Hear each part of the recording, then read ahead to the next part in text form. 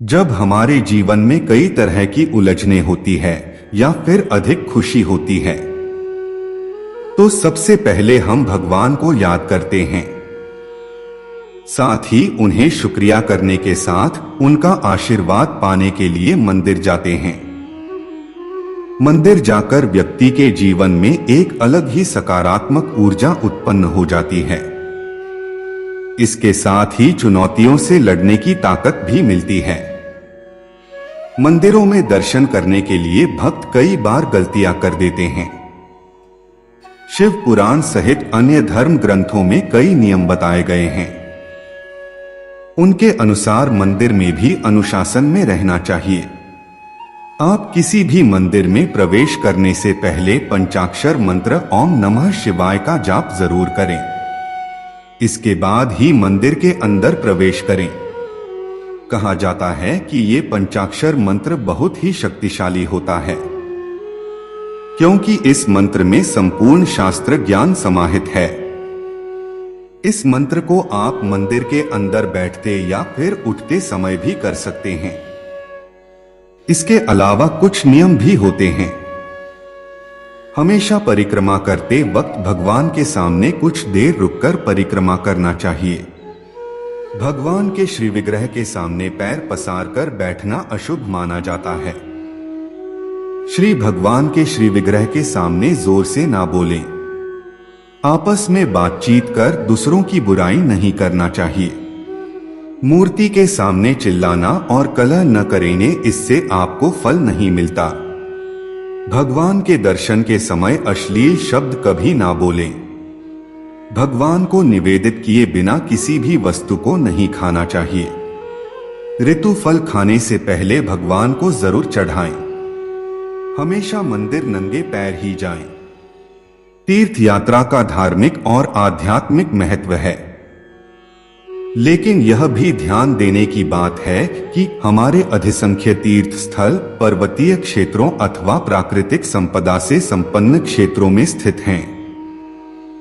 यहां जाने का मुख्य कारण प्रकृति के रहस्यों को निकटता से जानना होता है। भूमि से एक ही स्थल से बर्फीला और खौलता पानी निकलना, स्वाभाविक रूप से निरंतर जलती ज्वालाएं, गंगाजल में कीड़े नहीं पड़ना आदि कई चीजें किसी आश्चर्य से कम नहीं हैं। ऐसे स्थलों की यात्रा केवल आध्यात्मिक दृष्टि से ही नहीं, कई अन्य दृष्टियों से भी महत्वपूर्ण है। जानिए तीर्थ यात्रा से जुड़े कुछ महत्वपूर्ण तथ्य, जो बताते हैं आपको यात्रा का फल मिलेगा और कितना मिलेगा। तीर्थ क्षेत्र में जाने पर मनुष्य को स्नान, दान, जप आदि करना चाहिए। तीर्थ यात्रा के दौरान झूठ कभी ना बोले, इससे आपको यात्रा का फल नहीं मिलता।